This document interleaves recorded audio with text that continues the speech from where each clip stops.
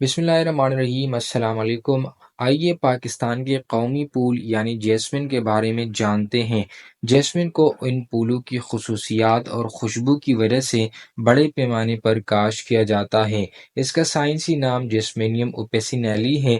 سائنسی درجہ بندی یعنی سائنٹیفک کلاسیفیکیشن میں جیسمن زیتون کے خاندان اولییسی میں جھاڑیوں اور بیلوں کی ایک نسل ہے۔ اس میں تقریباً 200 انواع شامل ہیں۔ آئیے تفصیلی سے ان کا مطالعہ کرتے ہیں۔ جیسمن کے پتے یا تو خزاں میں گرتے ہیں یا پھر سدا بہار ہوتے ہیں۔ ان کے پتے مخالف یا متبادل ترتیب میں پیدا ہوتے ہیں۔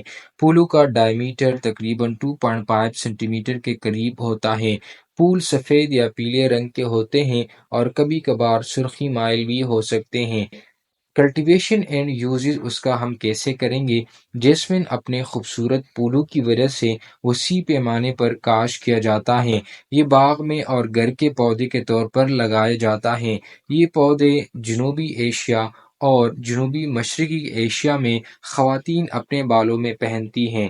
اس کے معاشی اہمیت یعنی اکنامک امپورٹنس سے انکار نہیں کیا جا سکتا۔ جیسمن کو گھریلو اور صنعتی استعمال کے لیے تجارتی طور پر کاشت کیا جاتا ہے، جیسا کہ پرفیوم کی صنعت یا شادیوں، مذہبی تقریبات اور تہوار جیسی رسومات میں استعمال ہوتا ہے۔ جیسمن چائے کے طور پر بھی استعمال کی جاتی ہے۔